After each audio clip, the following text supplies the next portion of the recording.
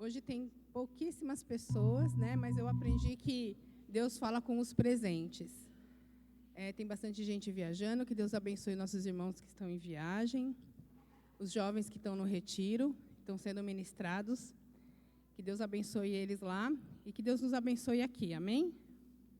Eu quero ler o capítulo de Isaías 6, que diz assim: a purificação e o chamado de Isaías.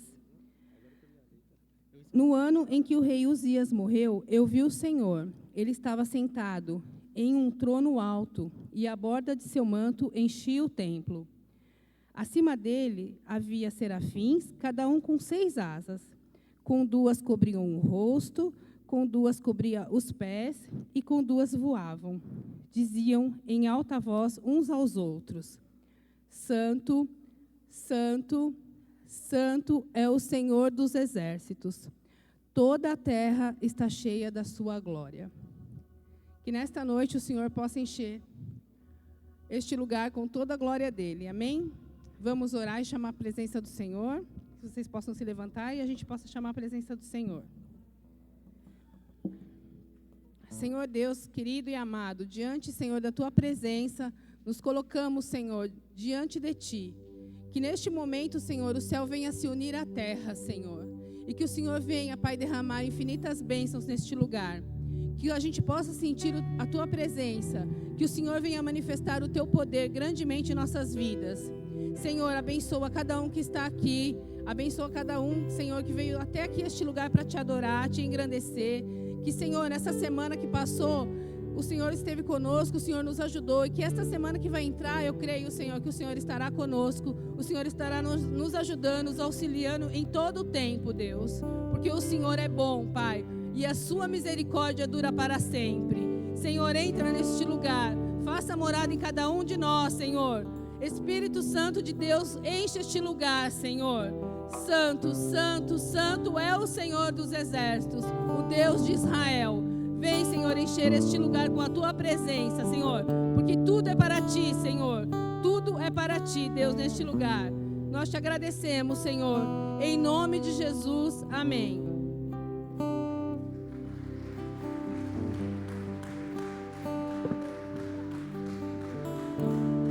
Aplauda mais forte a esse Deus maravilhoso. Que Deus se faça presente nas nossas vidas. Quero dizer que você escolheu a melhor parte. Que você possa se entregar. Que você possa atrair a presença do Senhor. E vamos louvar a Deus com alegria, amém?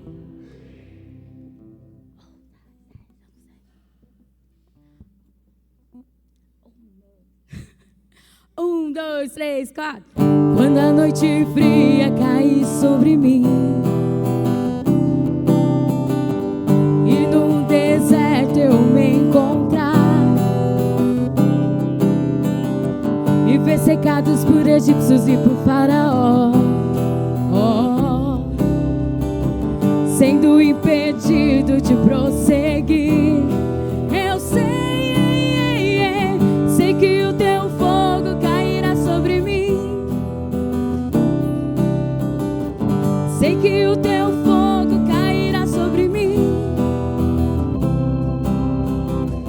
e me levará em te confiar, e me levará em te confiar. Então eu direi, abra-se o mar e eu passarei pulando e dançando em sua presença.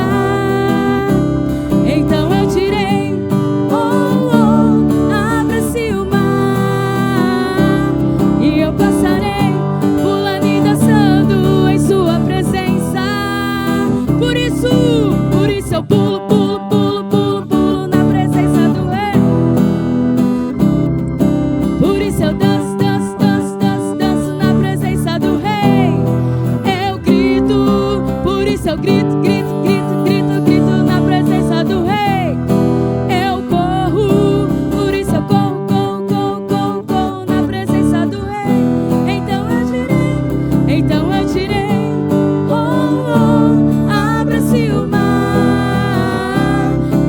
passarei pulando e dançando em sua presença.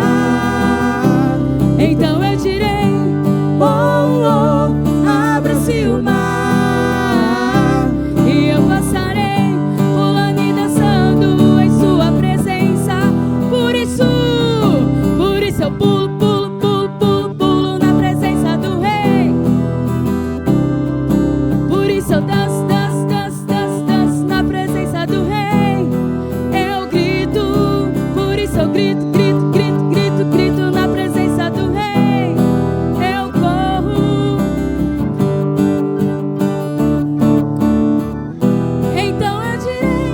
Então eu direi, oh, oh, abra-se o mar. E eu passarei pulando e dançando em sua presença. Então eu direi, oh, oh, abra-se o mar. eu quero ouvir só a igreja, hein? E eu passarei Vamos no lindo coral agora. em sua presença. Então eu direi,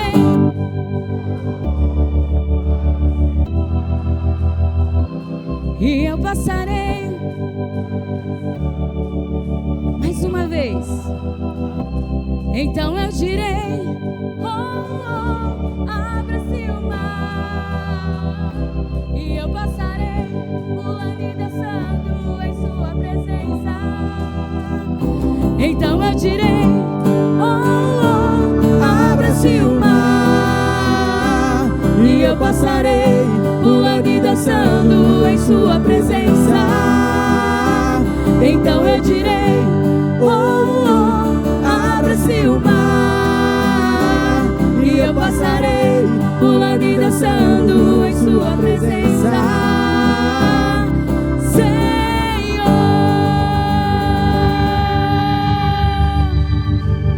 aleluia. E é assim que nós vamos passando pela prova, pulando, cantando, porque nós cremos na vitória, nós cremos num Deus vivo. E ainda que, se nessa noite você se sente impedido de fazer tanta coisa, com deformidades, que você venha pedir para o Senhor entrar, curar, libertar. Porque assim como Paulo uma vez disse que aquilo que ele tem que fazer, ele não faz, e o mal sim, ele fazia. E assim somos nós, né? Quantas vezes a gente fala, não, hoje eu vou fazer o que é certo, e acabamos falhando, mas é a graça do Senhor que nos alcança. Então que nessa noite você venha pedir para o Senhor libertar, purificar. Diga para Ele que mesmo com as suas deformidades, mesmo com as lutas, você quer fazer o melhor para o Senhor.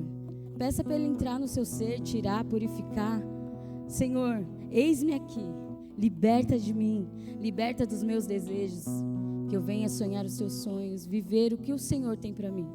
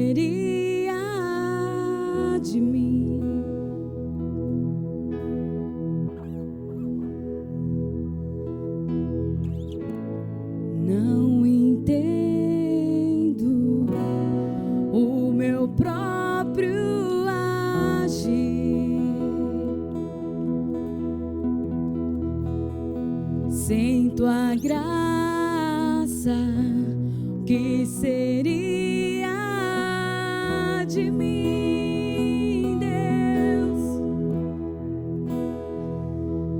Pois o bem que eu quero fazer não faço, e o mal que eu não quero, esse sim acabo cometendo. Em meu ser militam carne e espírito, em uma guerra infindável, a qual eu não me rendo. Pois meu corpo já foi vendido como escravo, e não existe bem nenhum em mim, apenas o pecado. Mas eu sei que no tocante ao meu interior tenho prazer na sua lei. Tu és o meu amado, então liberta-me de mim. Eu quero ser a sua casa. Se o Senhor estiver aqui, eu sei, eu venço o pecado. Então enche-me de ti, até que não haja mais espaço. Pois quando estou em tua presença, o meu viver é transformado.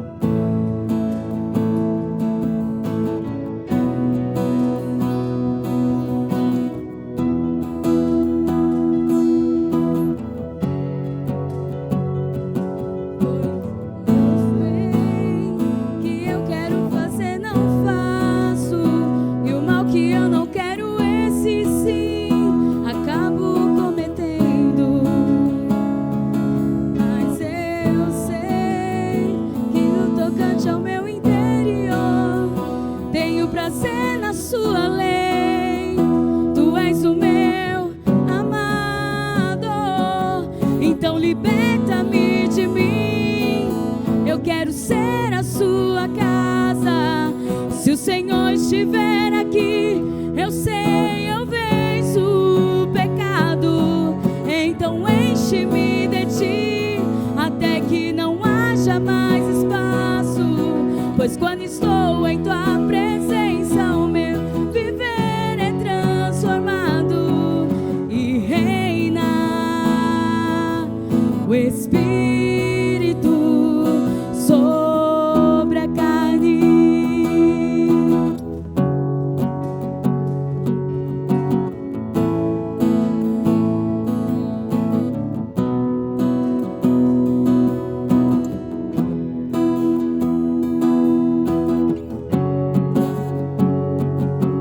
Então liberta-me de mim, eu quero ser a sua casa. Se o Senhor estiver aqui, eu sei, eu venço o pecado. Então enche-me de ti, até que não haja mais espaço. Pois quando estou em tua presença, o meu viver é transformado e reina o Espírito sobre a carne.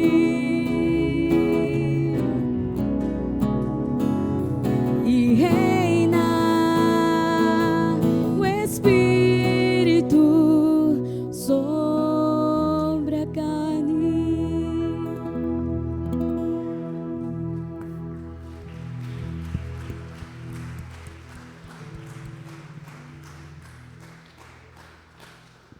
Glória a Deus. E nesse próximo louvor aí, que você possa abrir seu coração, que você possa se sentir amado pelo Senhor. Esse louvor, ele fala do abraço do Senhor. Não tem nada melhor do que quando você se sente abraçado por alguém que você ama, né? Então que nessa noite você venha se sentir abraçado pelo Senhor. Nada e ninguém ama mais você do que Ele. Tenha certeza disso. Então talvez você entrou triste aqui, talvez você entrou com alguma situação sua aí pendente na sua vida particular, mas que você vai se sentir abraçado pelo Senhor. Toda dificuldade, tudo aquilo que você passa, você possa ter certeza que o amor dele, ele pode te inundar, E esse amor, ele supre qualquer necessidade que nós temos física, toda necessidade material, desde que você se entregue literalmente a esse amor. Então que você venha se sentir abraçado pelo Senhor.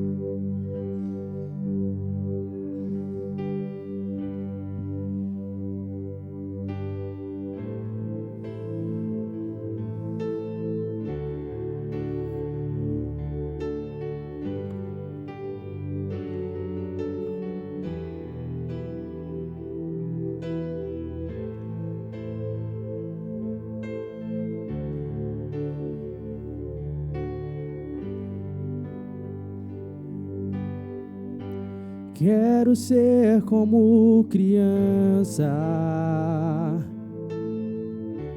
te amar pelo que és,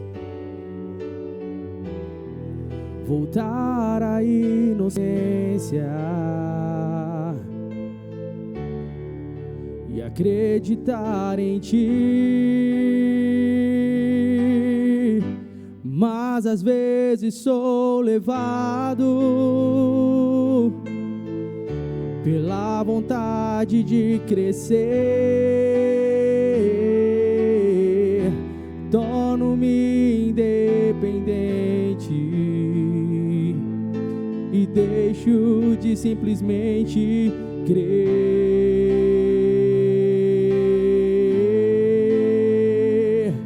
Eu não posso viver longe do teu amor, Senhor. Não posso viver longe do teu afago, Senhor. Não posso viver longe do teu abraço, Senhor. Não posso viver longe do teu amor, Senhor. Não posso viver longe do teu afago, Senhor. Não posso viver longe do teu abraço, Senhor. Peça para o Senhor. Abraça-me, abraça-me,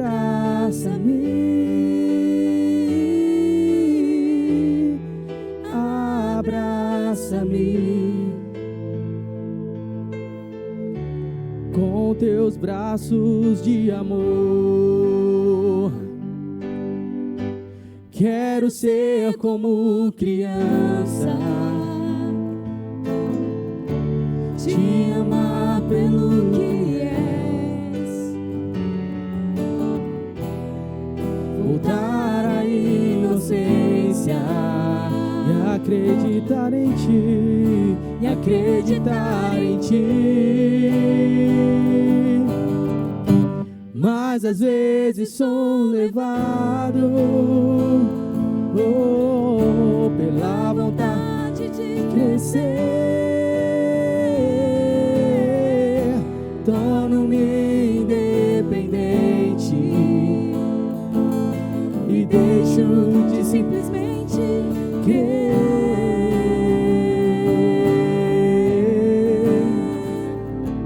Eu não posso viver longe do teu amor, Senhor. Não posso viver longe do teu afago, Senhor. Não posso viver longe do teu abraço, Senhor. Não posso viver longe do teu amor, Senhor. Não posso viver longe do teu afago, Senhor. Não posso viver longe do teu abraço, Senhor, você pode declarar isso. Não posso viver longe do teu amor, Senhor. Não posso viver longe do teu afago, Senhor. Não posso viver longe do teu abraço, Senhor. Não posso viver longe do teu amor, Senhor. Não posso viver longe do teu afago, Senhor. Não posso viver longe do teu abraço, Senhor.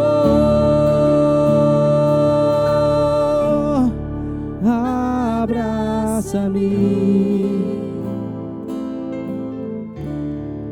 abraça-me, abraça-me com teus braços de amor. Abraça-me,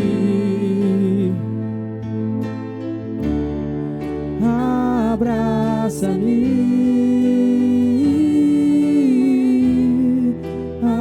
abraça-me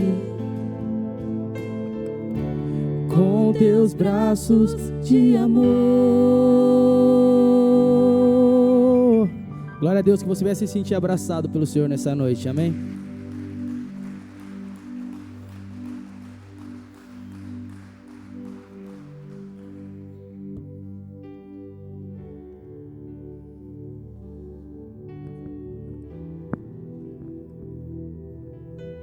Amém, irmãos? A paz do Senhor a todos. Nesse momento vamos estar orando com uma igreja, fazer oração da família. Quem aqui tem uma família?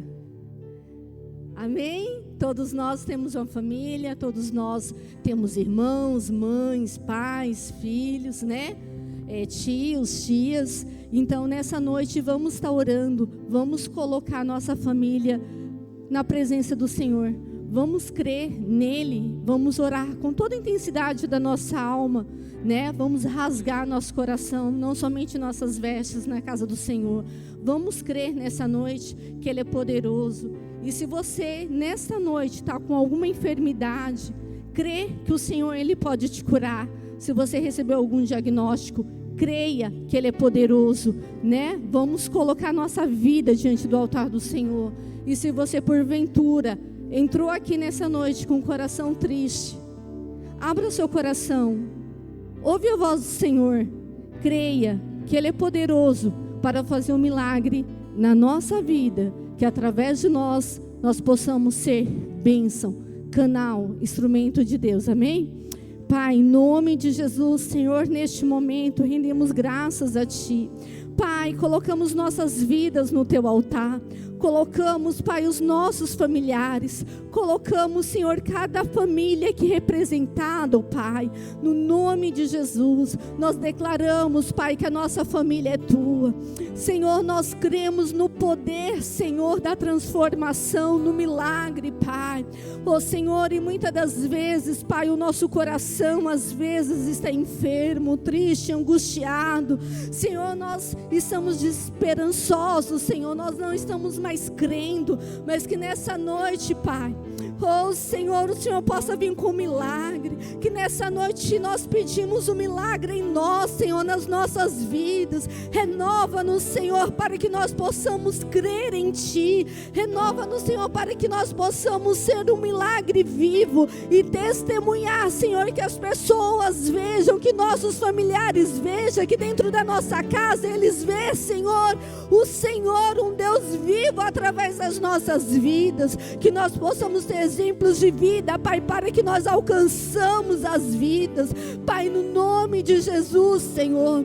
Pai, nós cremos em Ti. Nós cremos, Pai, que o Teu sacrifício no Calvário, Senhor, foi por todos nós. Porém, nós temos liberdade, Pai, de escolha. Mas nessa noite, Pai, nós escolhemos Te adorar. Nós escolhemos, Senhor, crer em Ti. Nós escolhemos, Senhor, estar na Tua casa, onde poderíamos, Senhor, estar em muitos outros lugares, mas escolhemos estar na Tua casa, Pai. E ainda, Senhor, que nossos entes queridos não está aqui, Senhor, mas nós cremos, Senhor, porque nós declaramos crer no Senhor Jesus Cristo e será salvo tu e a tua casa.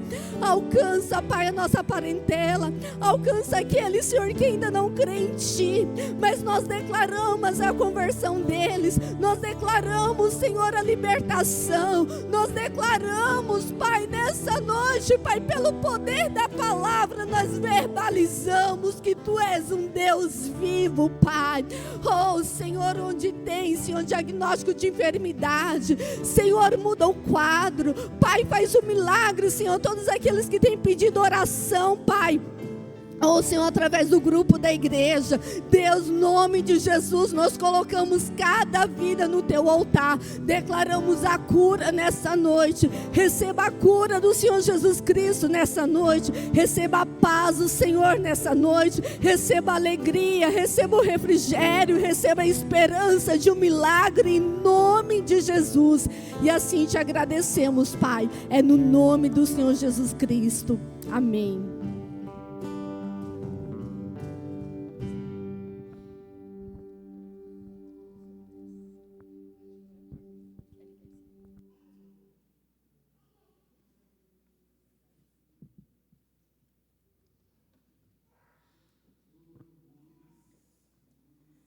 Pessoal, vamos para o momento dos recados agora.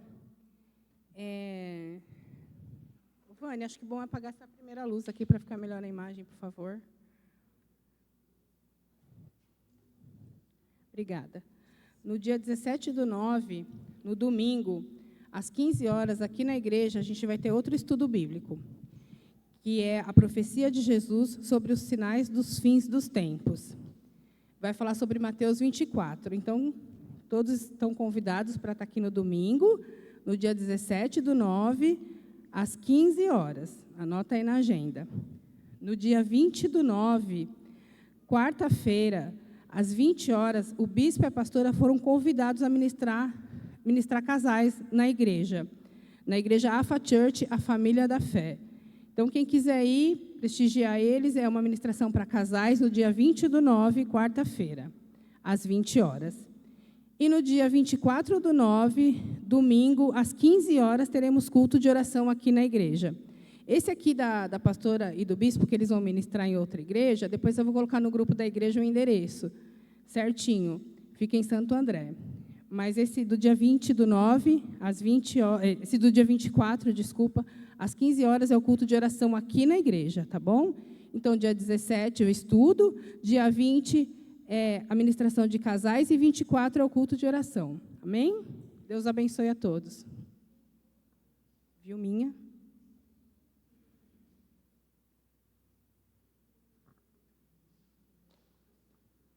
Boa noite, igreja. A paz do Senhor.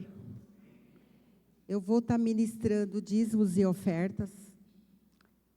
Eu vou ler uma passagem que está em Marcos 12, o 41, que diz assim: Jesus sentou-se em frente do lugar onde eram colocadas as contribuições e observava a multidão, colocando o dinheiro nas caixas de ofertas.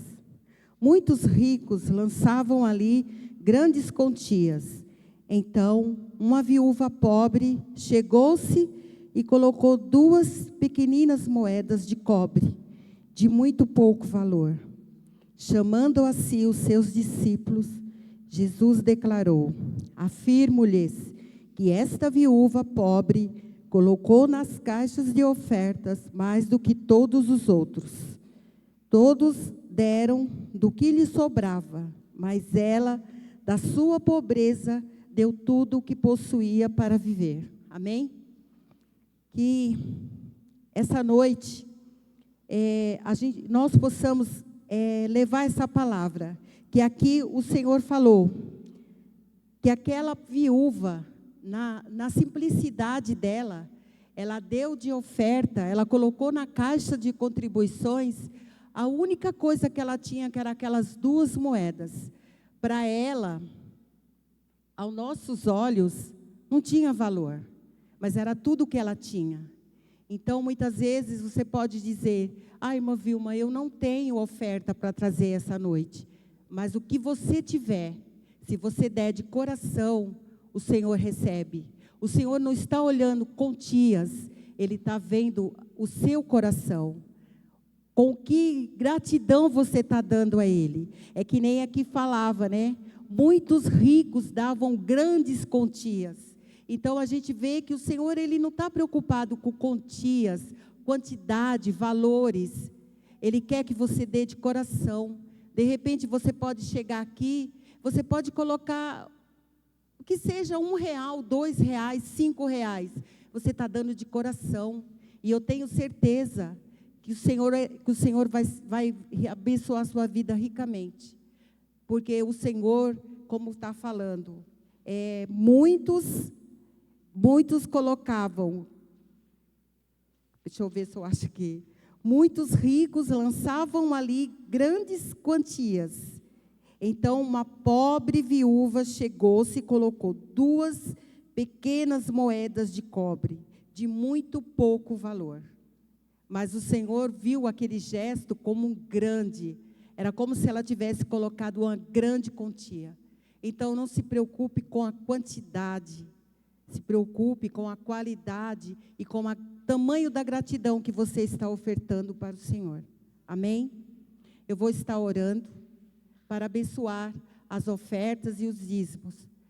E que você possa guardar para você essa palavra. Amém? Vou estar orando. Senhor Deus, Pai maravilhoso, neste momento, Senhor, eu coloco na Tua presença, Senhor, a Tua igreja, Pai. Eu coloco, Senhor, na Tua presença todos os dizimistas dessa igreja, todos os ofertantes, que o Senhor venha abençoá-los, Senhor. Que o Senhor possa, Senhor, abençoar a vida de cada um, Pai.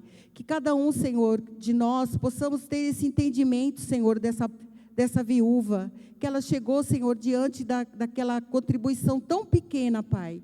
Mas que o Senhor enxergou como uma grande quantia, Pai. Que eu sei que o Senhor não está preocupado com grandes valores, Pai. O Senhor vê o nosso coração, a nossa gratidão, a honra que nós temos, Senhor, para contigo.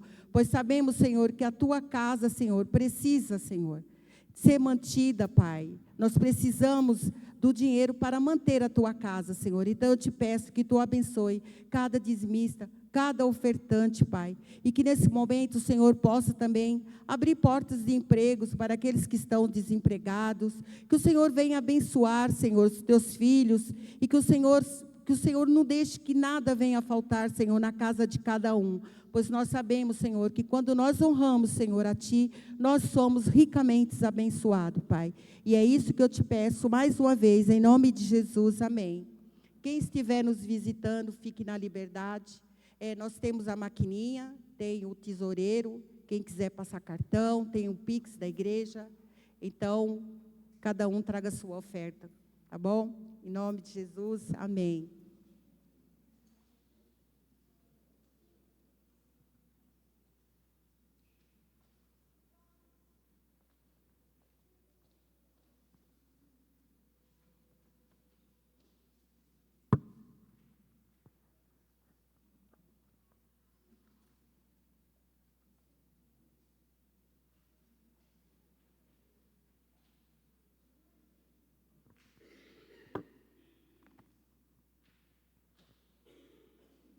Boa noite, a paz do Senhor a todos. As crianças esperam mais um pouquinho. Quero iniciar, cumprimentando a todos, agradecendo a todos aí pela presença, apesar a parte da nossa igreja, estar no interior, num retiro com jovens, mas nós estamos aqui, a obra não para. Quero primeiramente agradecer a presença dos nossos visitantes, Renato Mota Rodrigues, Maria das Dores dos Santos, Patrício Santos de Santana. Uma boa noite, sejam bem-vindos. Vocês estão na casa do Senhor. Tenho certeza que se vocês vieram aqui, Deus tem um propósito, Ele vai falar com vocês nessa noite. Talvez a resposta que vocês estão buscando, Ele entregue hoje, nesta noite. Amém? Antes da gente ir para a palavra, nós estamos no propósito do livro de Neemias, né?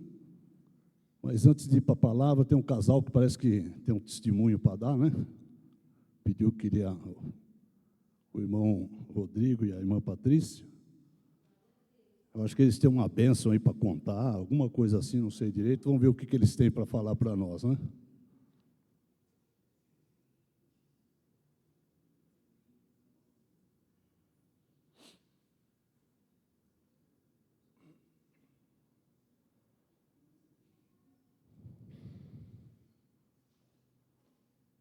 A paz, meu irmão. Você tem um testemunho, né? É bênção financeira, é carro, é chave entregue, o que é? A bênção é dela, né? De ter um esposo há 23 anos, né? Não, hoje a gente completa 23 anos de casados, 24 anos juntos. E como eu escrevi para ela, para você de manhã, tudo que a gente passou valeu a pena, né? A gente chegou até aqui. Desde o início, me lembro desde a primeira vez que a gente se viu lá no shopping, e passamos por várias lutas aí, várias dificuldades, mas estamos aí com nossos 3 filhos, né? Então hoje a gente tem 3 filhos, tem uma filha que não é sua, mas você recebeu como se fosse. E muito obrigado por você cuidar da nossa casa da forma que você cuida. Eu quero trazer uma palavra.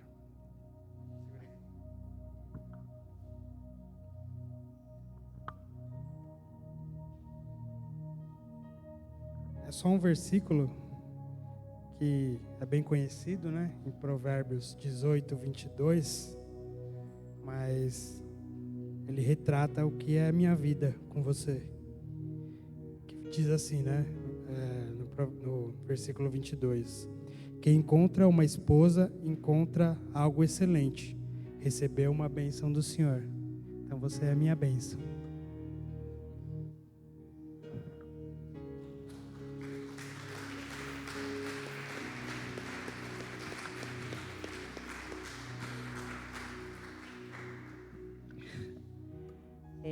O que dizer, né? Iniciamos aí nosso relacionamento. Você não era cristão, mas eu não desisti. Eu criei que Deus faria a obra e Ele fez num encontro genuíno com você. E eu só tenho a agradecer a Deus, né, por ter me dado o pão da vida. Você é o pão da vida, da minha vida. É um homem temente a Deus. Muitos às vezes olham e falam: o Rodrigo não é de falar, o Rodrigo, não fala nada. Mas você cuida, você zela com maestria da nossa família, que sou eu, os filhos, e é com maestria. E eu cada vez mais oro para que Deus te coloque cada vez mais por honra, aonde você passar, porque você merece toda a honra. E eu te amo da mesma forma de quando eu te vi a primeira vez no shopping. O meu magrelinho de cabelinho quadrado e arrepiado. Te amo da mesma forma. Hoje não mais. É que eu cuido bem, irmãos. Ele ganhou uns quilinhos. Mas eu te amo, viu?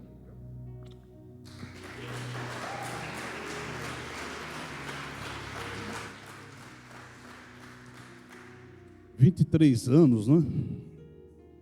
Eu tenho certeza que houve muita luta, né?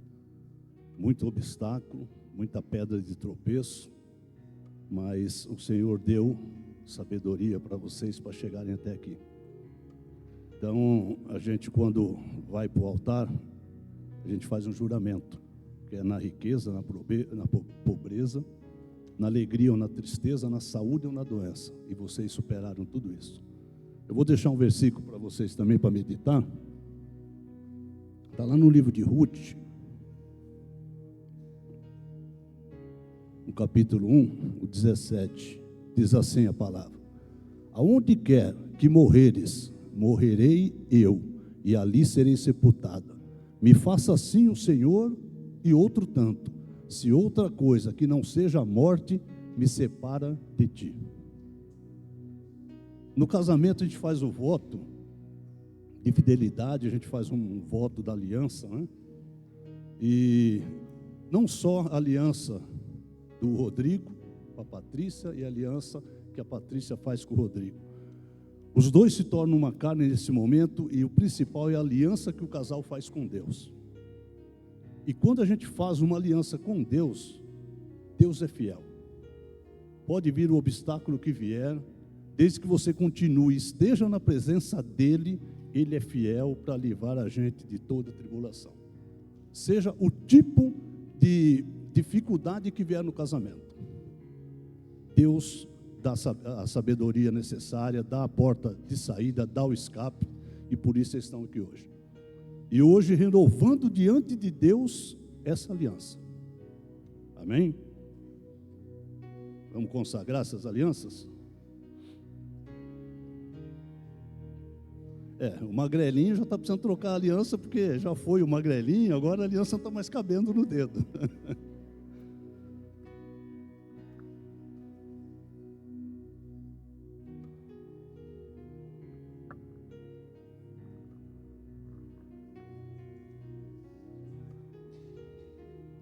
Se a igreja puder ficar de pé, estender as vossas mãos aqui para esse casal.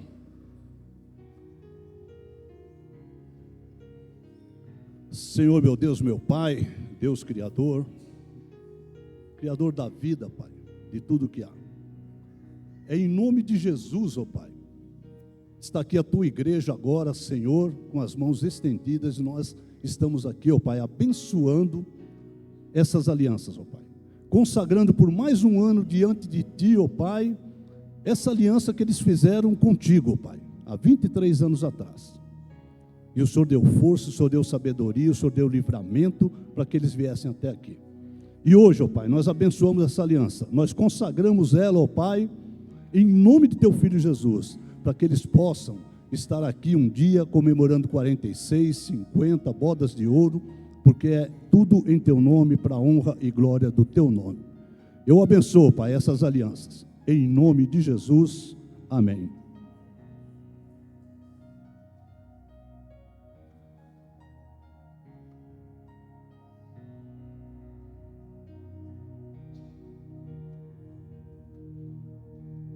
Agora tem que dar um beijinho, né? Glória a Deus.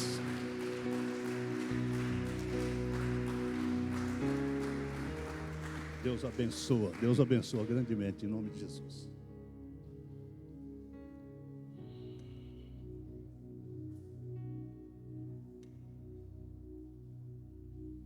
Bom, nós estamos no propósito da reconstrução, né? A série de reconstrução, livro de Neemias. E já os capítulos, a maioria foram pregados, né? E se falou muito sobre a reconstrução dos muros, né? E hoje nós vamos trazer o capítulo 13. Estão dando tchau para vocês, tudo bem? As crianças podem subir. Deixar elas de castigo aí não dá, né? Sobe devagarinho na escada.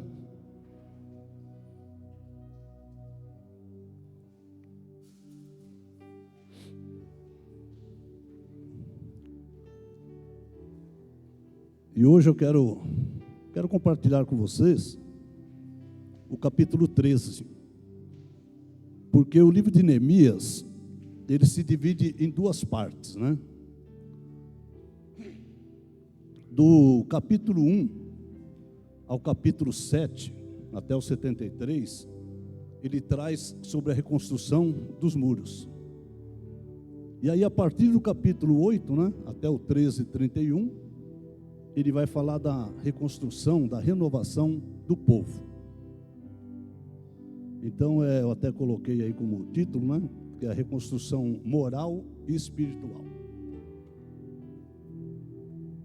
Diz assim a palavra de Deus: naquele dia, leu-se no livro de Moisés aos ouvidos do povo, e achou-se escrito nele que os amonitas e os moabitas não entrassem jamais na congregação de Deus, porquanto não tinham saído ao encontro dos filhos de Israel com pão e água, antes assalariaram contra eles a Balaão, para os amaldiçoar, ainda que o nosso Deus converteu a maldição em bênção.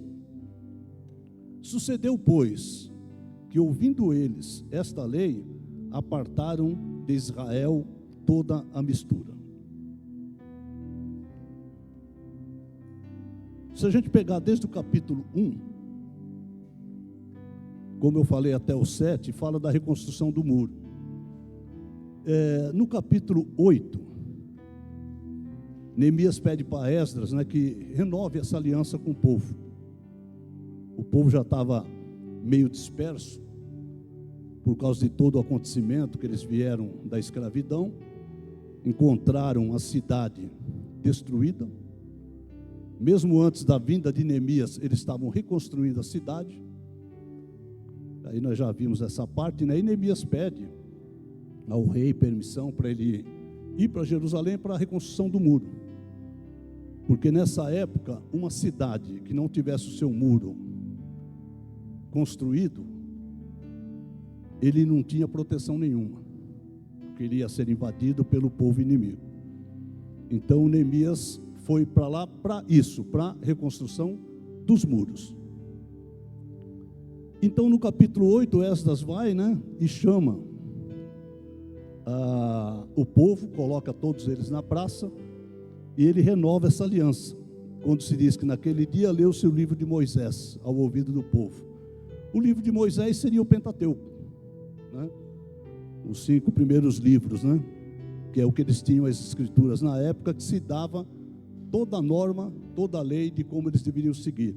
E ali se falava, né? Eles lembraram que amonitas e moabitas não entrariam jamais na congregação de Deus. Por quê?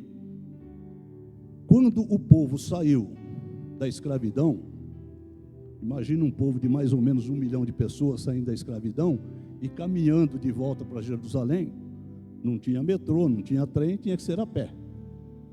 E esse povo não tinha provisão, não tinha alimento, muitas vezes faltava até a água. E houve uma ordem que todo o povo que estava liberto, que fosse ao encontro do povo de Deus para ajudá-los, socorrê-los. E assim fizeram, menos os amonitas e os moabitas. Pelo contrário, eles foram a Balaão, que era um profeta da época, e assalariaram, ou seja, pagaram, para que Balaão os amaldiçoasse. E aí diz que o nosso Deus, né, converteu aquelas maldições em bênção.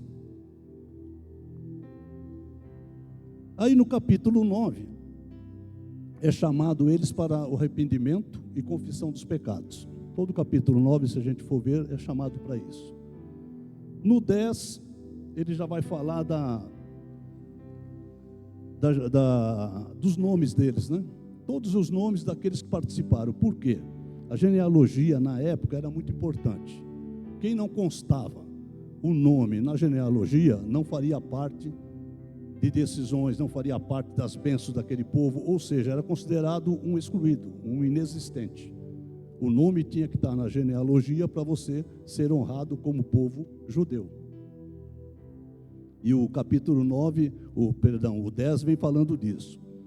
No 11, Neemias estabelece as diretrizes, né? E no 12 ele descreve, né, todos os sacerdotes que vieram de Jerusalém. Isso na primeira vinda com Zorobabel aí.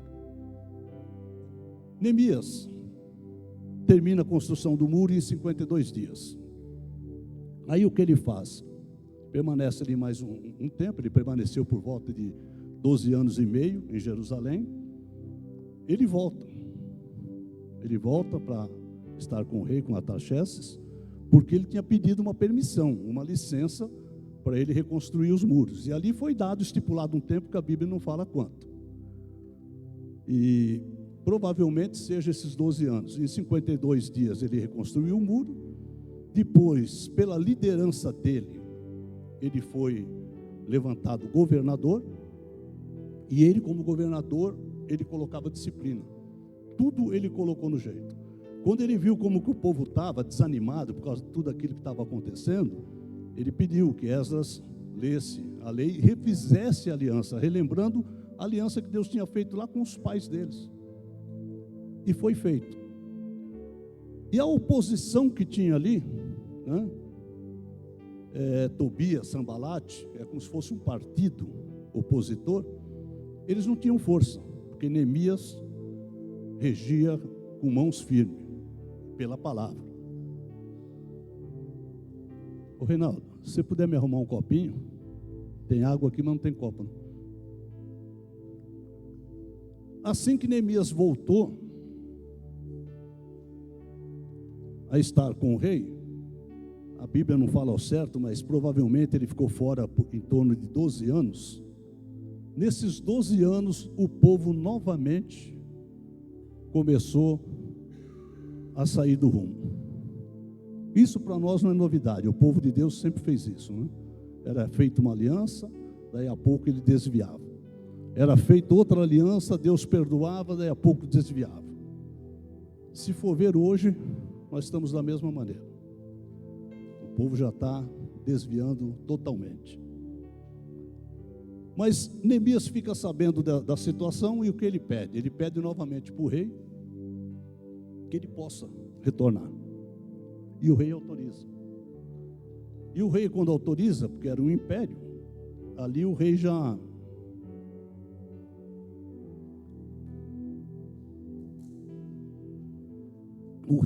o nomeou novamente como governador. E para lá ele foi para isso.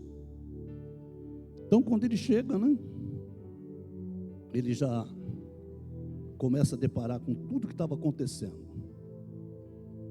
No versículo 4 diz assim, ó: ora, antes disso, Eliasibe, sacerdote, que presidia sob a câmara da casa do nosso Deus, se tinha aparentado com Tobias. Tobias, povo inimigo. A palavra de Deus disse que nem amonitas ou moabitas poderiam congregar, poderiam fazer parte da congregação. E o sacerdote, que era o sumo sacerdote, Eliasibe, vai e se aparenta com Tobias. Diz que o filho dele casa com a filha de Tobias. Ou seja, um casamento impuro. Ele já quebrou todas as regras, porque Tobias não poderia estar casando, que é o casamento que eles chamavam de misto. E fez pior. E fizeram ali uma câmara grande, onde dantes se metiam as ofertas de manjares, o incenso, os utensílios e o dízimo do grão, do mosto e do azeite, que se ordenaram para os levitas e cantores e porteiros, como também a oferta alçada para os sacerdotes. Mas durante tudo isso, não estava eu em Jerusalém, porque no ano 32 de Artaxerxes, rei da Babilônia, vim eu ter com o rei, mas ao cabo de alguns dias tornei a alcançar a licença do rei. E vim a Jerusalém e compreendi o mal que Eliasibe fizera para beneficiar a Tobias, fazendo-lhe uma câmara no pátio da casa de Deus. Eliasibe se aproveita da ausência de Neemias, não tem mais ninguém à frente. O que ele faz? Tobias e Sanbalate também começou a botar as manguinhas de fora, estava sem governo, eles eram oposição, mas estava quietinho. Foram e fizeram um acordo com Eliasibe. Aí Eliasibe, além de casar o filho dele com a filha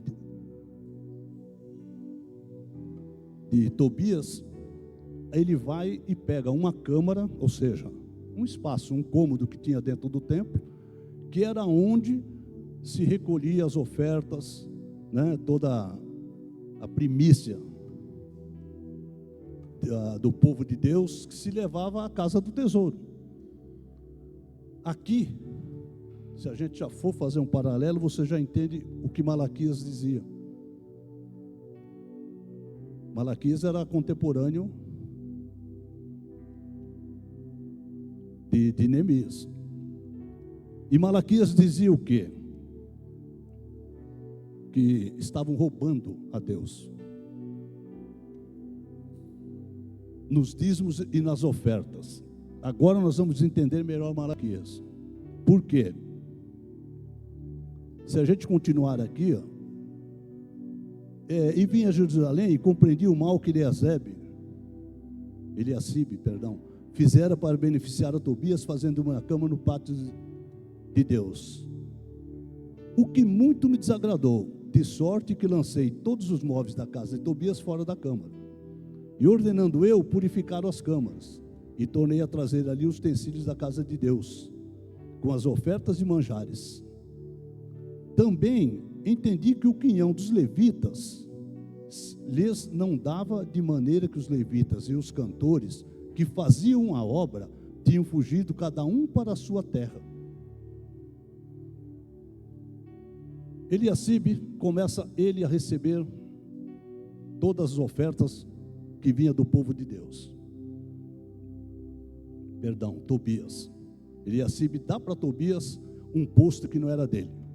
Tobias não era sacerdote. E ele deu para ele a câmara. Ou seja, a partir dali ele tinha o direito de receber dízimos, ofertas, tudo que o povo produzia e entregava ia para ele. O povo, quando viu isso, nós sabemos, e vamos relembrar, os levitas que eram encarregados de cuidar da casa de Deus, porque na divisão das 12 tribos eles não tiveram terras, eles tiveram algumas fazendas que as outras tribos deram para ele, mas eles não tinham terra na herança. Aí eles coube cuidar da casa de Deus, das coisas de Deus, de todo o patrimônio de Deus. Aí o que acontece? Bota um homem inimigo do povo de Deus, que Deus não aceita, um renegado, para receber as ofertas do povo de Deus. É a mesma coisa a gente pegar aqui, colocar um pai de santo para cuidar da tesouraria da igreja. Aí, o que acontece com os cantores, com os levitas que eram encarregados de tocar o templo? Eles não tinham como subsistir. Eles não tinham do que viver. Começou cada um ir para sua fazendinha lá onde eles tinham, e foram plantar e foram se virar e abandonaram a casa de Deus. Aí a gente entende o que estava dizendo Malaquias. Estão me roubando nos dízimos e nas ofertas. Por quê? Os sacerdotes que ali estavam, aquele que era encarregado, um sacerdote, de cuidar da casa de Deus, entregou para o inimigo toda a receita que entrava na casa de Deus. Como é que os obreiros, aquele que vive para a obra, é digno que ele viva da obra, porque ele não tem outro ganho? É o que acontecia com os levitas. Eles não têm como fazer, saem da presença de Deus. Imagina Deus nessa hora olhando tudo isso que estava acontecendo. Por causa de um homem, o que ele começa a causar.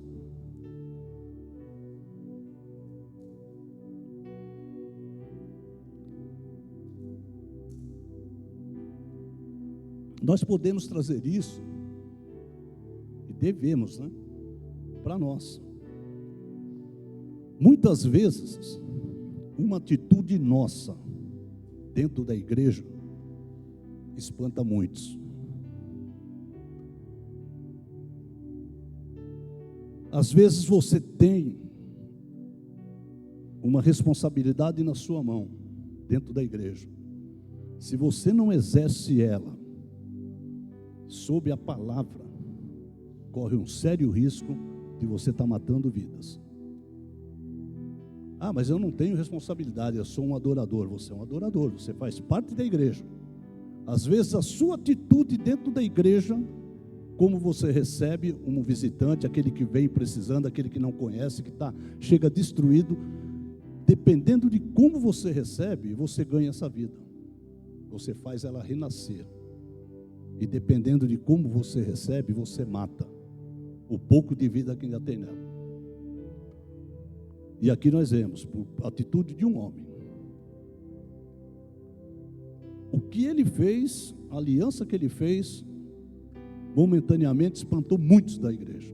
Se Neemias não é aquele homem de coragem, e ele volta e enfrenta uma oposição, ele chegou enfrentando uma oposição. Nós temos que imaginar o contexto, o panorama do que estava ali acontecendo. Já tinham dominado Sanbalaque, Tobias, junto com o sumo sacerdote, e é sempre envolvendo dinheiro, porque entregou as riquezas na mão deles. Imagina onde é que Neemias mexeu, mas ele mexeu.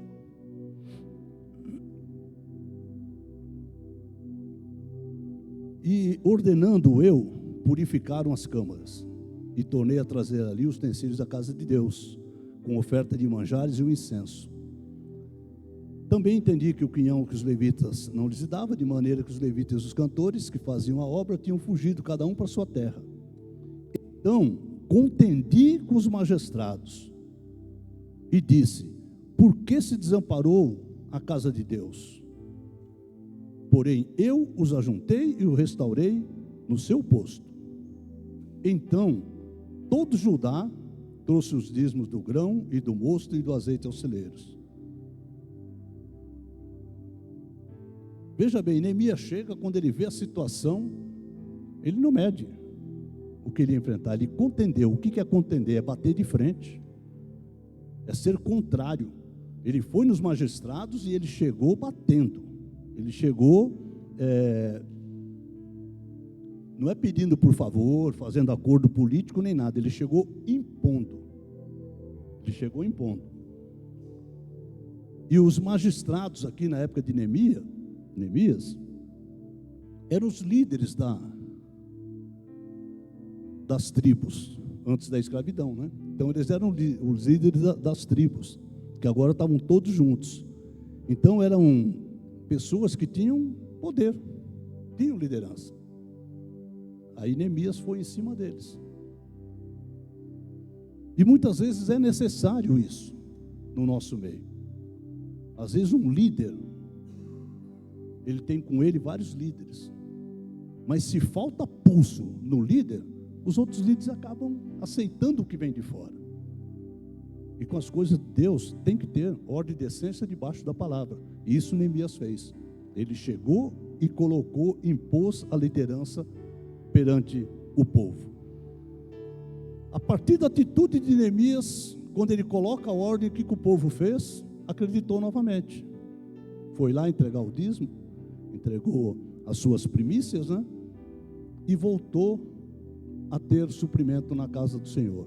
Ele limpou a câmara, ele purificou, e voltou os levitas, e voltaram os cantores, os obreiros para a casa de Deus, porque agora eles tinham um líder.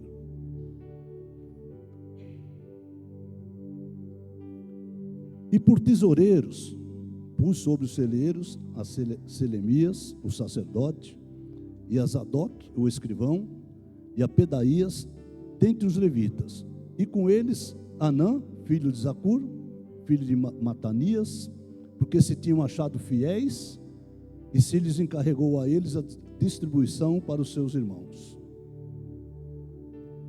Ele tira o corrupto, e ele pega pessoas fiéis e coloca para cuidar do tesouro. Resolveu em parte, nessa parte do problema estava resolvido. Aí ele diz, né? Por isso, Deus meu, lembra-te de mim, e não risque as beneficências que eu fiz à casa de meu Deus e às suas guardas. Naqueles dias, vi em Judá os que pisavam lagares ao sábado, e traziam feixes que carregavam sobre os jumentos, como também vinho, uvas e figos, e toda a casta de cargas que traziam a Jerusalém no dia de sábado. E protestei contra eles no dia em que vendiam mantimentos. Também tírios habitavam dentro e traziam peixe e toda a mercadoria que no sábado vendia aos filhos de Judá em Jerusalém. E contendi com os nobres de Judá. E lhes disse: que mal é esse que fazeis, profanando o dia de sábado? Neemias conserta uma coisa, quando ele vai ver, ele vê a outra acontecendo.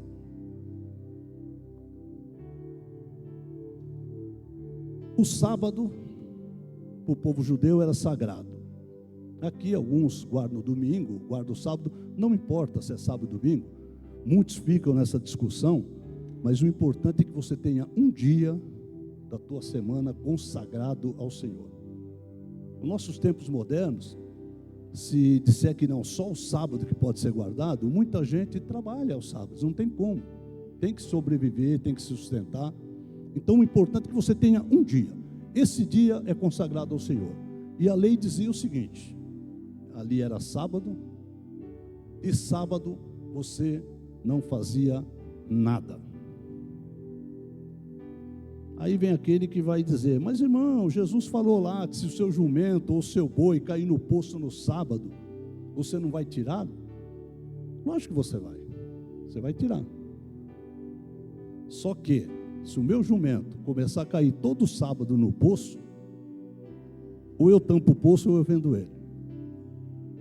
Mas eu não vou permitir. Ele caiu uma vez, você vai lá e tira. Ou seja, uma vez você precisa, no dia que você tem para adorar o Senhor, por algum motivo, não poder fazê-lo, não poder estar presente na congregação, se entende. Agora, todo sábado ou todo domingo, é melhor vender o jumento, porque ele viciou cair dentro do poço, né? Então vende o jumento. Se não pode tampar o poço, porque você precisa dele, vende o jumento. E Neemias se deparou com isso. Aí o que ele fez? Ele foi contender com os nobres. Os nobres, aqueles que tinham linhagem dos reis antes da escravidão, e eles tinham palavra no meio da sociedade. Eles tinham posição, eles tinham status, eles opinavam. E Neemias foi lá e contendeu. Os nobres, né, quando sentiu, também começaram a apoiar Neemias. Aí o que Neemias fez, né? Primeiro ele fala, né? Porventura não fizeram vossos pais assim? E o nosso Deus não trouxe todo esse mal sobre nós e sobre essa cidade? E vós ainda mais acrescentais o ardor de sua ira sobre Israel, profanando o sábado? Ele lembrou o povo que, se eles estavam passando por aquela situação, passaram pela escravidão, agora pela reconstrução de Jerusalém, passaram um aperto de todo lado. Por quê? Porque os pais deles haviam desobedecido a Deus, fazendo a mesma coisa que eles estavam fazendo agora. Eles estavam pagando pelo que os pais fizeram, e agora eles começam a fazer também, profanando o sábado, casamento impuro, misto, fazendo do templo o comércio, entrando com mercadorias. Também Tírios. A cidade de Tiro era uma cidade, uma grande cidade forte, porque ela era portuária, lá no mar Mediterrâneo, ele ficava às margens do mar. Então a produção de pescado deles era muito grande, eles pescavam muito, era a riqueza deles. Então eles vinham e no sábado faziam comércio. O sábado era dia de adorar o Senhor. Então vinha gente de toda a região para o templo adorar. E não tinha como nós hoje, uma igreja em cada esquina, em cada bairro, você escolhe a igreja mais próxima da sua casa. Não, era só o templo. E aquilo lotava.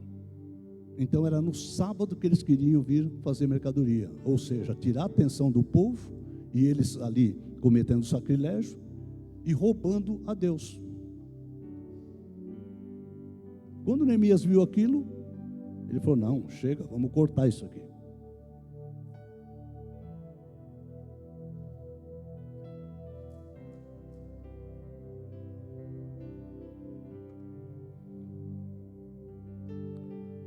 19. Sucedeu, pois, que dando as portas de Jerusalém já sombra, antes do sábado, ordenando eu, as portas se fecharam, e mandei que não se abrissem até passado o sábado, e pus as portas a algum de meus moços, para que nenhuma carne entrasse no dia de sábado. Dando já sombra as portas de Jerusalém, né, antes do sábado, ou seja, o sábado começava a se contar a partir do momento que escurecia, na sexta-feira. Então, aproximadamente 18 horas começava a escurecer, já deixava de ser sexta-feira e era sábado. E aí diz, não se abra, né, não abria até passado o sábado, ou seja, até a noite de sábado quando escurecesse, já não era mais sábado, era domingo.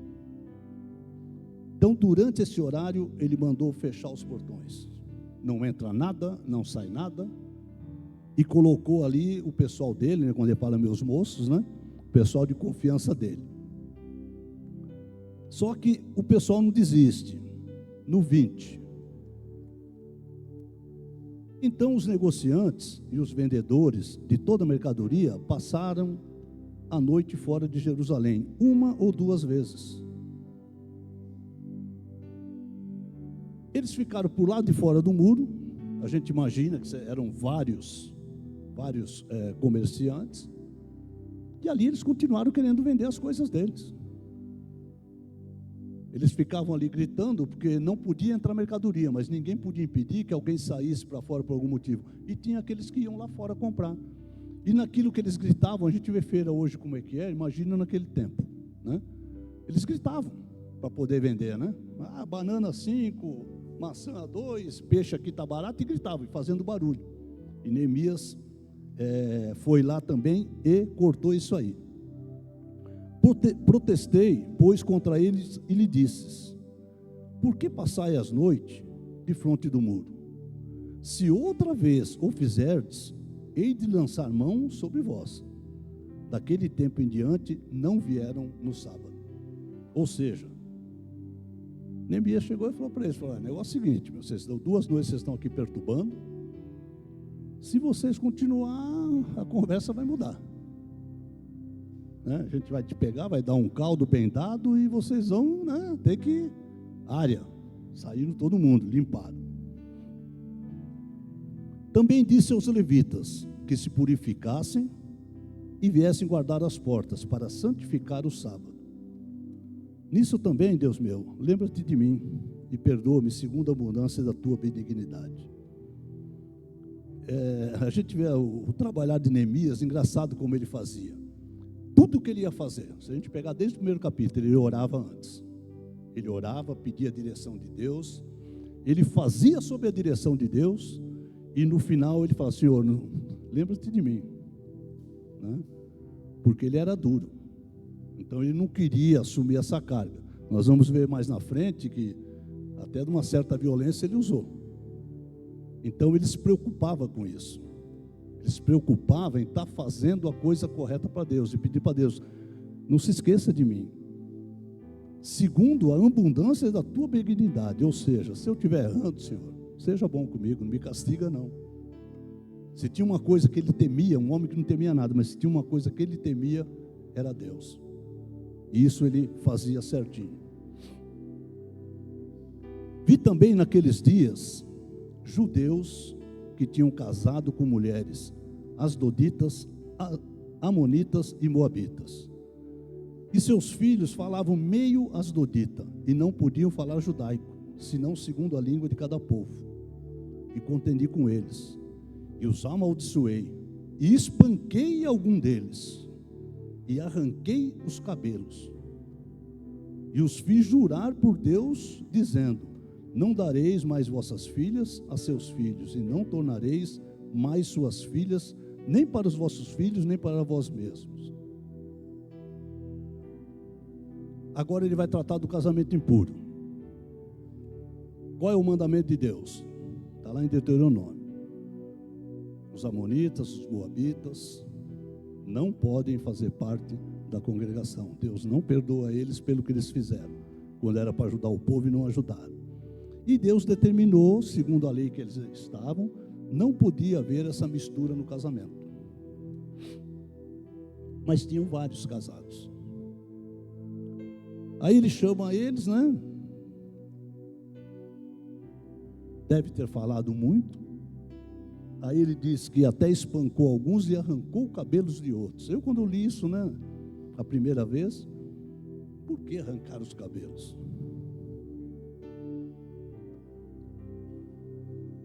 Para Deus, na época, o cabelo é honra. O cabelo é honra. Quando você rapa a cabeça de alguém, você arranca os cabelos de alguém, você está dizendo, você é escravo. Você é desgraçado, ou seja, sem graça perante a Deus. Então ele fez isso para mostrar para todos e para envergonhar esses que assim fizeram, para servir de exemplo para o povo de Deus, para que não houvesse mais o casamento. E aí ele dá o exemplo de Salomão, 26. Porventura, não pecou nisso Salomão, rei de Israel, não havendo entre muitas nações rei semelhante a ele, e sendo amado de seu Deus, e pondo Deus rei sobre todo Israel, e contudo as mulheres estranhas o fizeram pecar. Ele usa o exemplo de Salomão, que diz na palavra que ele teve 1000 esposas, mais 1000 concubinas. É um homem corajoso, né? E para você ficar casado com uma mulher, já dá trabalho, né? Para você saber administrar. Agora imagina com 1000. O homem é... E ele usou esse exemplo. Por quê? Salomão, um homem que Deus gostava. Deus deu autoridade para ele. Mesmo assim, o que ele fez? Se perdeu por quê? Quando ele começou a casar com várias mulheres, na época, tudo era interesse político.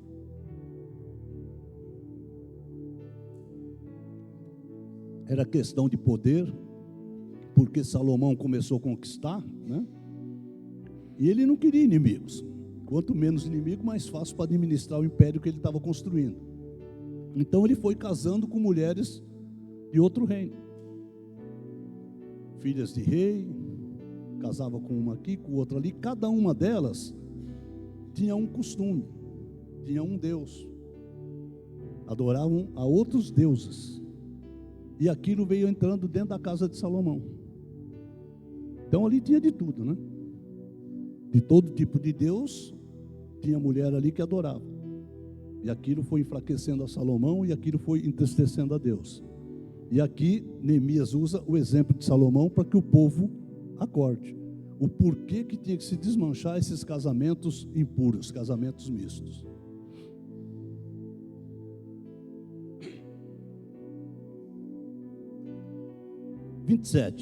E dar-vos-íamos, nós, ouvidos, para fazermos todo esse grande mal, prevaricando contra o nosso Deus, casando com mulheres estranhas? Ou seja, nós vamos dar ouvido, nós vamos casar, vamos continuar casando, para ir contra Deus? Também, um dos filhos de Joiada, filho de Eliacibe, o sumo sacerdote, era genro de Sambalate, o horonita, pelo que eu afugentei de mim. Eliasabe, lá atrás, ele faz um acordo com Tobias, e casa o filho dele com a filha de Tobias. Aqui, não contente, ele casou o neto. Ele casou um neto agora com o parente de Sambalate, com a filha de Sambalate. Ele fez aliança casando o parente dele, primeiro com Tobias, e depois ele faz com Sambalate. E agora Neemias toma conhecimento disso, né? Então, quando ele toma conhecimento, o que ele fez? Afugentou de mim, ou seja, sai, né? Sai do nosso meio, não fica no nosso meio. E a gente vê Neemias quando estava com raiva, o que ele fazia, né? Espancava, arrancava os cabelos, ele não alisava, não. Lembra-te deles, Deus meu, pois contaminaram o sacerdócio, como também o concerto do sacerdócio e dos levitas. Assim os alimpei de todos os estranhos, e designei os cargos dos sacerdotes e dos levitas, cada um na sua obra, como também para as ofertas da lenha em tempos determinados, e para as primícias. Lembra-te de mim, Deus meu, para o bem.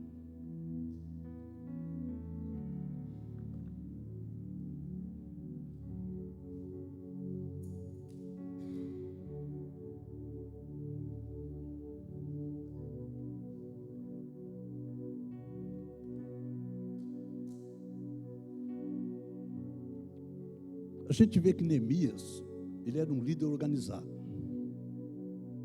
Primeiro ele orava, punha diante de Deus. Quando ele sentia a resposta de Deus, confirmava, ele ia e fazia. E ele fazia por etapa. Uma coisa de cada vez. A pior coisa que tem é quando um líder, seja ele em empresas lá fora, seja ele dentro de casa, principalmente na igreja, quando ele quer fazer várias coisas ao mesmo tempo. Das duas, uma. Ou ele vai fazer mal feito, ou não vai fazer concluir nenhum. Você vê pelo exemplo de Neemias. Ele foi fazendo uma coisa de cada vez. Vamos ver primeiro a questão do dízimo, por que está assim, vamos consertar. Ele foi consertando cada coisa de uma vez. Aí os mercadores que estão provocando, estão querendo cometer o sacrilégio no sábado, não querem santificar, vamos consertar essa parte. E ele chega no final para consertar agora o casamento. A partir daquele momento, o povo estava novamente alinhado com aquilo que Deus deixou, com aquilo que Deus ordenou. Tá, e o que a gente pode trazer para nós? Tem várias lições. Nós temos várias lições aqui, e exemplo de como fazer. Eu tirei 4 dessa lição de Neemias, né? Eu até anotei aqui. Primeiro, ter um propósito claro do que você quer fazer, né? E sempre avaliar esse propósito seu à luz da palavra. Porque não adianta eu chegar e falar, não, eu acho que eu vou fazer assim e tomar frente. Não. Você tem um propósito, avalia ele, dobra o joelho, ora, pede a Deus direção, busca na palavra. E se tiver na palavra, e você está certo disso, enfrenta o que tiver que enfrentar. Você não pode querer agradar, Neemias não queria agradar. Ah, mas eu não vou fazer, porque se eu fizer isso aqui, eu vou desagradar o Reinaldo, que ele é líder dos diáconos, ele vai ficar bravo comigo, eu vou desagradar o pastor, ou vou desagradar a pastora, ou vou desagradar o irmão. Não. Eu sempre falei quando a gente tinha reunião de líderes. O Rogério participou de algumas, deve lembrar disso, o Rodrigo. Eu sempre falei, se eu tiver que agradar alguém, é a Deus. Se eu estiver agradando a Deus, eu agrado ao bispo, à pastora, quem quer que seja. Agora, não adianta eu querer fazer para agradar o homem e desagradar a Deus. Não adianta. Porque quem vai pagar o preço sou eu. É cada um de nós se fizer isso. Então, o que você tem que fazer? Como Neemias fazia. Ter um propósito claro. Esse negócio, eu acho que eu vou fazer assim. Não, eu vou fazer assado. Não, aí fica naquilo. Que nem folha seca, né? Que o vento joga para um lado e para o outro. Deus não se agrada disso. Tem que fazer, tem um propósito claro. O que eu quero? Eu quero fazer isso. Você quer fazer isso? Vai dobrar o joelho. Deus confirmou? Faça. Leva para os seus líderes na igreja, porque eu tenho certeza, se está debaixo da palavra, à luz da palavra, os líderes da igreja vão aprovar. Porque se não aprovar, tem alguma coisa errada. Porque se eu estou agradando a Deus, não tem como eu desagradar o líder da igreja. Então, esse é o primeiro ensinamento que a gente tem que ter. O segundo é ser direto e honesto. O que aconteceu quando Neemias retomou. Ele retomou, o povo não estava dizimando, o povo não estava seguindo, santificando o sábado. Quando Neemias tomou e impôs o certo à vontade dele, todo mundo correspondeu. Por quê? Porque eles sabiam que Neemias, aquilo que ele estava pedindo, ele realmente precisava. Que era o quê? Que retornasse os levitas para dentro da casa do Senhor, que dizimassem, que ofertassem, que se dedicassem, santificassem o sábado. Por quê? Porque era o mandamento de Deus. Mas por que acreditaram? Porque sabiam que Neemias era leal e honesto. E nós temos que ser assim dentro da igreja, se a gente quer dizer que tem alguma liderança sobre alguém. Porque a pessoa, quando vem nova para a igreja, a fama que ela vem da rua, que todo pastor é ladrão. É a realidade aí na rua. Eu vou na igreja, vou dar o dízimo para o pastor, você não está dando nada para o pastor. Você está dando para a obra de Deus, para que ela cresça. Lá atrás os apóstolos saíram pregando debaixo de ameaça de morte, né? Com exceção de João, todos morreram de morte violenta. Só João que morreu de idade. E alguém pagou um preço e precisou nas viagens de ofertas e tudo para que a palavra chegasse até nós. E hoje precisamos de recursos para que a palavra chegue até alguém. Então, a pessoa vem da rua ferida, bem ferida, vem cheio de carrapicho, cheio de ferida, e se nós não transmitirmos a essas pessoas confiança e ser claro no lidar com eles, nós não vamos ganhar essas vidas, não vamos. E ganhar a vida não é responsabilidade do bispo ou da pastora, não, é de cada um de nós. Ide e pregai o evangelho a toda criatura. Jesus não pediu. Ó, Merola, se você tiver tempo, a hora que você não estiver fazendo nada, você prega o evangelho, tá? Não. Ele determinou, ele te deu uma ordem. Ide e pregai o evangelho. Ah, mas eu trabalho, prega no teu trabalho, prega para o teu vizinho, prega dentro da tua casa. Nós sempre temos para quem pregar. Ah, mas eu não tenho o dom da palavra. E quem disse que precisa ter o dom da palavra? A palavra não é sua, a palavra é de Deus. Abre a tua boca que o Espírito Santo vai fazer você falar. Um Jesus te ama, faz a pessoa revivar. Eu vejo isso, nós vemos quem é da Missão Resgate aí, na rua. Às vezes uma coisa simples que a gente fala quebranta a pessoa totalmente, a pessoa volta e a pessoa abraça, e a pessoa vem para a igreja, e a pessoa é salva. Nós estamos falando de reconstrução moral e espiritual. Neemias reconstruiu moralmente e espiritualmente o povo dele. E é essa missão que nós temos. De renovação, de reconstrução para aqueles que estão destruídos aí fora. Nós não temos mais tempo de desculpa. Eu sempre digo, a pastora citou a semana passada, que Jesus está com a mão na maçaneta. Eu não sei a hora que ele vem, ninguém sabe, a não ser o Pai. Só que a palavra diz: eis que estou às portas e bato. Tem uma passagem, o pessoal fala que não, a porta do coração, lá é outra passagem. Lá diz: eis que estou à porta e bato. A porta, e a porta do coração, você tem que abrir. Agora, quando ele fala, lá em Mateus, eis que estou às portas e bato, o que ele está dizendo? Costume lá do povo oriental. Se você pegar o tabernáculo, ele tinha 3 portas, que não era porta, né? Passagem, mas portas, portais, para chegar no Santo dos Santos. Você pega o templo, 3 portas para chegar no Santo dos Santos. Você vai para uma casa tradicional lá no Oriente, são 3 portas, que é aquela em formato sempre de arco, né? Às vezes nem tem a porta, a gente fala porta, mas é o portal, como se aquilo ali fosse redondo. Você passa por 3 portais para chegar no cômodo principal da casa. Eu não sei em qual maçaneta que ele está com a mão, mas Jesus está com a mão na maçaneta. Não sei se é na primeira porta, se é na segunda ou se é na terceira. Ele está voltando. Acompanhe o que está acontecendo no mundo. Tem país que está pegando fogo, o outro está se acabando debaixo da água, lugar que não tinha tufão está tendo tufão, lugar que não pegava fogo está pegando, e está desse jeito. É em vários países do mundo, os sinais estão acontecendo. Ou nós somos crentes ou não somos.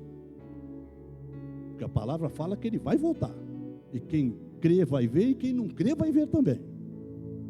E aí daquele que não crê, porque aí já não dá mais tempo. Como foi lá com a arca, cansaram de avisar que ia vir o dilúvio, que ia vir, não acreditaram. Quando a porta se fechou, não teve mais misericórdia.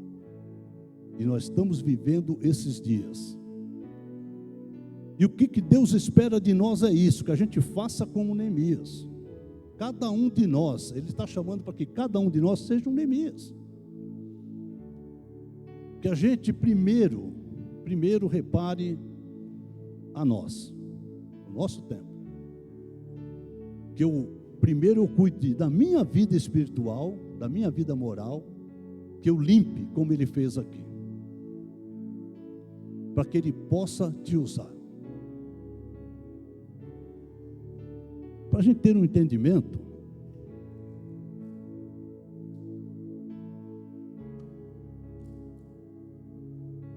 vamos usar uma alegoria aqui.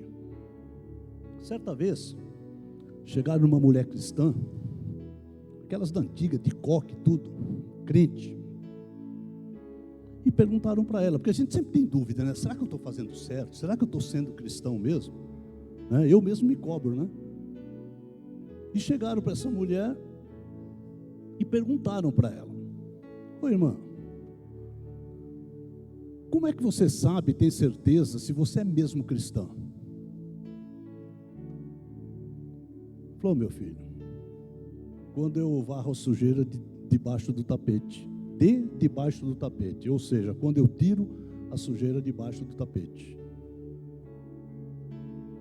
Ela estava falando de um tapete espiritual. Imagina a Patrícia em casa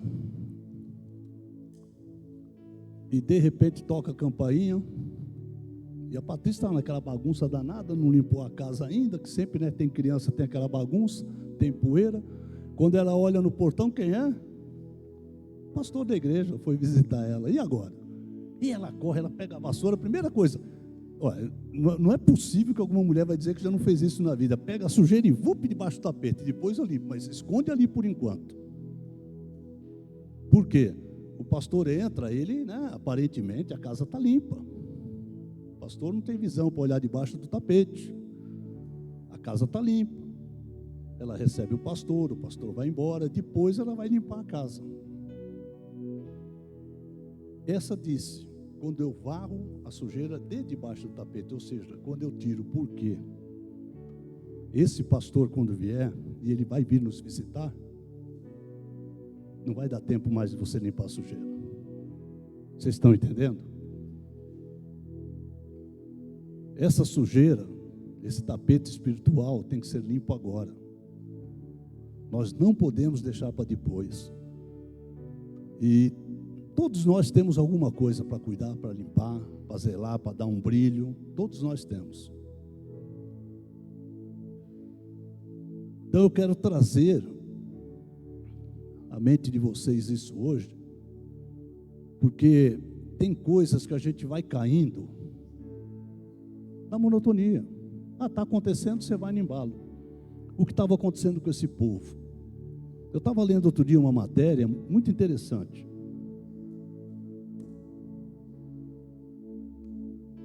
Isso é fato real, tá? Um cientista pegou 5 macacos, colocou 5 macacos dentro de uma jaula. No meio da jaula, uma escada, em pé, e em cima da escada ele colocou um cacho de banana. E soltou os macacos lá dentro. Mas na hora que o macaco sentiu o cheiro, o primeiro já subiu rapidinho e catou a banana. O que os cientistas fizeram? Uma mangueira de água gelada jogou nos outros 4 macacos que estavam embaixo. Daí a pouco, outro macaco subiu. O cientista de novo jogou a mangueira em cima deles. Depois do 5º dia que cada um quis subir, nenhum macaco mais subia. A tentação era grande. A tentação era grande. A gente vai sempre trocando a banana pelo pecado, né? Porque o pecado é tentador. Eles viam a banana e sentiam o cheiro daquele ali gostoso, mas eles não subiam. Por quê? Quando aconteceu que o primeiro que pegou a banana, os outros 4 tomou o jato de água fria, quando ele desceu, os 4, mas deu-lhe uma surra, pancada para todo lado, e macaco quando bate é violento. Quando aconteceu com o segundo de subir, fizeram a mesma coisa, porque eles receberam o castigo da água fria, sabia que o macaco tem inteligência, isso é comprovado, é ciência. Quando desceu, pancada nele. Depois do 5º dia, macaco nenhum mais subia. Aí o que os cientistas fizeram? Tiraram um dos macacos, botou um novato. O novato entrou lá, que ele viu a banana e falou: ninguém come, eu como. Subiu a escada. Quando desceu, o que aconteceu? Piaba nele. Esse não subiu mais também. E o cientista foi fazendo isso sucessivamente. Tirava um macaco, botava um novato. Descia, pancada nele. Quando chegou no final, o macaco mais nenhum subia. É lógico que o cientista não perguntou para eles. Mas esses macacos não levaram o jato d'água, só apanharam. Né? Eles apanharam. Os novos, subiu, apanhou. E foi trocando. Quando o segundo novo subiu, o que mais bateu foi o primeiro novo. Porque ele apanhou, agora ele bateu com gosto. Se pudesse perguntar para esse macaco no final: vem cá, por que vocês estão batendo no que sobe na escada para pegar a banana? Eles responderiam: olha, não sei, que quando nós viemos para cá já era assim. Ou seja, todo mundo segue aquilo que está acontecendo, sem saber o porquê. Nós vemos hoje um monte de moda aí, um monte de moda, e Deus me perdoe, mas cristão às vezes seguindo moda sem saber o que está seguindo. E às vezes, se você vai alertar, a pessoa já fica parecendo um tucano, com o bico desse tamanho. Não aceita. E Deus está alertando para isso. Né? Seria mais fácil eu trazer aqui uma palavra de prosperidade. Entregar a chave, entregar a bênção. Né? Quem quer carro novo vai ter carro novo, mas Deus não é isso que Deus quer. O momento é de correção. O momento é de arrependimento. O momento é de conserto, é de reconstrução. E nós não temos mais tempos para brincar. Eu falo isso primeiro para mim. Não temos mais tempo. Jesus está com a mão na maçaneta. E se for a última porta já? Se for a primeira, tem um tempinho. Se for a segunda, um tempo a menos. Mas se for a terceira, qualquer hora ele abre. E aí? Vai dar tempo de jogar sujeira debaixo do tapete? O nosso pastor aqui não vê, né? Ele vai ver a casa limpinha, né? Mas ele não. O nosso pastor lá, tudo ele vê. Tudo ele sabe. Não tem como eu esconder nada dele. Então esse tapete tem que ser limpo dia a dia. Quando tiver que limpar a sujeira, recolhe, joga fora. Lugar de lixo é no lixo. Eu estou falando agora espiritualmente, senão vai dizer que eu estou chamando as irmãs de porca que não limpa a casa, né?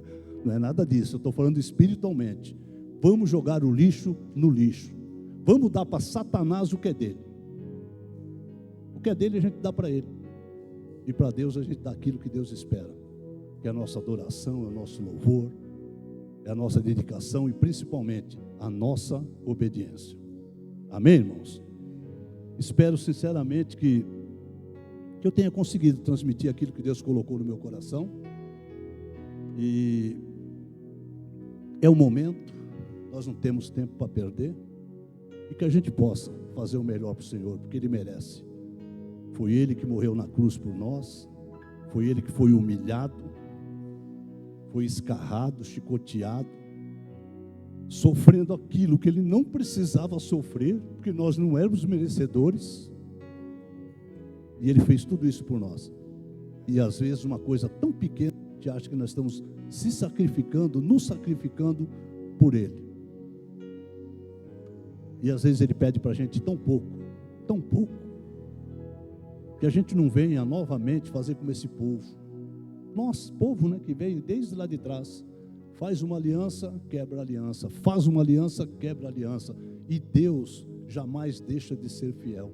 Mesmo que nós sejamos infiéis, Ele é fiel. Ele é fiel. Toda vez que você levanta a mão, você pede um socorro para Ele, Ele socorre. Toda vez. Ele abre os braços, Ele te socorre, Ele te recebe. Então não vamos virar as costas para esse Deus, não, gente. Vamos fazer o melhor de nós, vamos dar o melhor de nós. Não vamos deixar o mundão aí contagiar, porque está acontecendo e vai acontecer tudo que está na Bíblia. Está acontecendo. Está acontecendo moeda única, está acontecendo chipzinho aí, daqui a pouco não vai ter mais dinheiro, você já deve ter ouvido falar de só moeda eletrônica, e diz a palavra que no final dos tempos, quem não tiver o sinal, não vai poder comprar nem vender. Dá para acontecer. Não pensa que vai vir como lá em Apocalipse, que vai vir monstros de 7 cabeças, gafanhotos devorando. Aquilo tudo era o que João estava vendo 2000 anos à frente. Ele via coisas que ele não sabia explicar o que era. Então ele explicava de acordo com o que ele conhecia. Gafanhotos eram aviões de guerra, eram helicópteros de guerra, e assim por diante. E está tudo acontecendo. Tudo está sendo preparado para o governo único, para a moeda única e para a única religião. Tudo está acontecendo.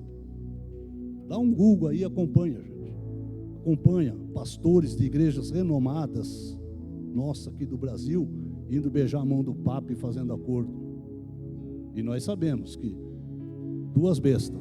Uma é um líder político, que vai dominar o mundo. E um é um líder religioso. Então, vamos nos atentar. Deus está nos chamando. Deus escolheu a nós como escolheu Neemias. Agora basta eu saber se eu quero ser um Neemias ou não. Ah, mas tem que pagar um preço. O preço maior ele pagou na cruz.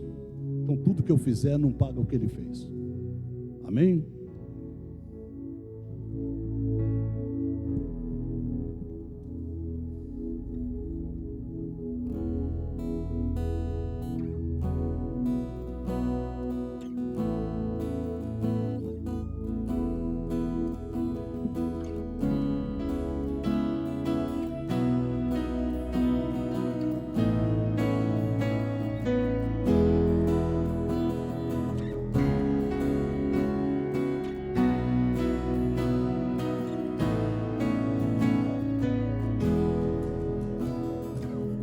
Antes de eu falar, tu cantava sobre mim.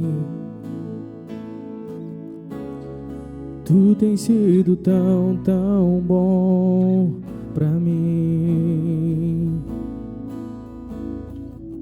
Antes de eu respirar, sopraste a tua vida em mim. Tu tens sido tão, tão bom pra mim. Oh, impressionante, infinito, ousado amor de Deus. Oh, que deixa as 99 só pra me encontrar. Não posso comprá-lo, nem merecê-lo.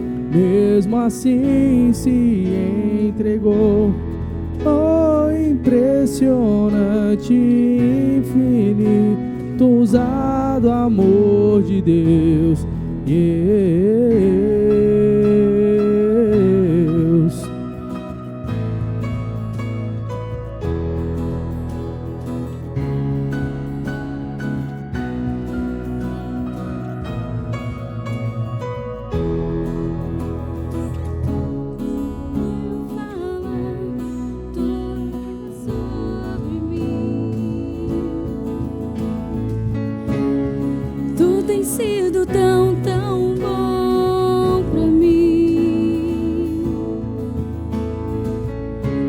antes eu respirar, sopraste tua vida em mim. Tu tens sido tão, tão bom pra mim. Oh, impressionante, infinito, ousado amor de Deus. Oh, que deixa as 99 só pra me encontrar. Não posso comprá-lo, nem merecê-lo, mesmo assim se entregou. Oh, impressionante, infinito, ousado amor de Deus.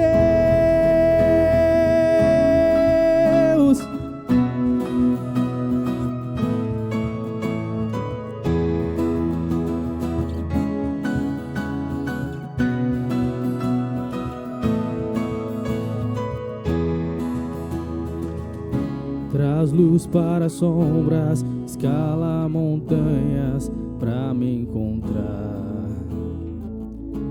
Derruba as muralhas, destrói as mentiras pra me encontrar. Traz luz para as sombras, escala montanhas pra me encontrar. Derruba as muralhas, destrói as mentiras pra me encontrar. Traz luz para as sombras, escala montanhas pra me encontrar. Derruba as muralhas, destrói as mentiras pra me encontrar. Traz luz para as sombras, escala montanhas pra me encontrar. Derruba as muralhas, destrói as mentiras pra me encontrar. Oh, impressionante, infinito, ousado amor de Deus. Oh, que deixa as 99 só pra me encontrar. Não posso comprá-lo, nem merecê-lo, mesmo assim se entregou. Oh, impressionante, infinito, ousado amor de Deus.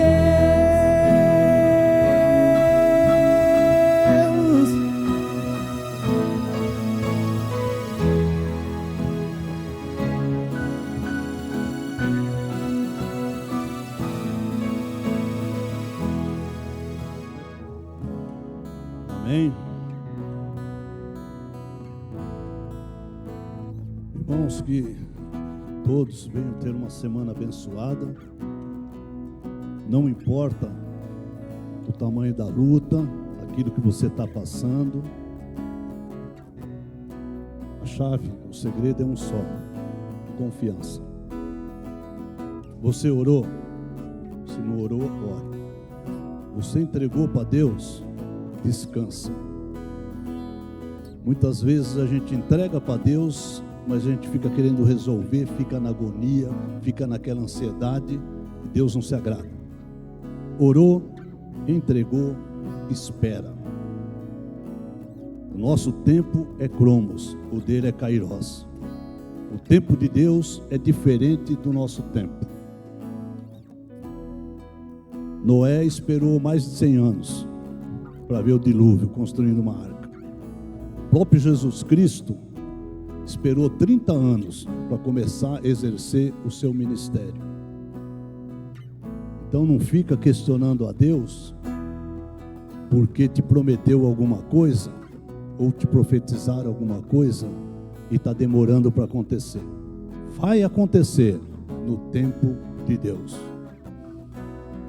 O povo, quando saiu do Egito, foi para o deserto, era para uma semana ele fazer todo o percurso.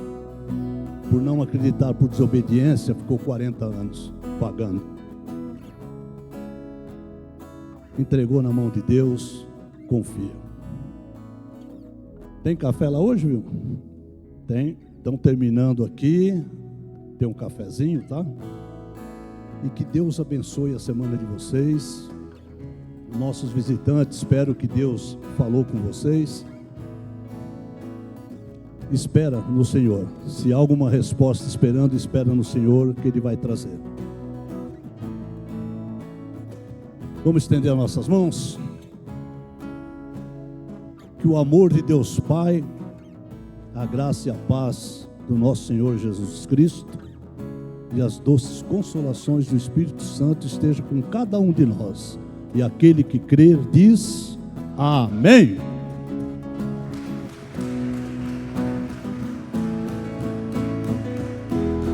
Oh, impressionante, infinito, ousado amor de Deus.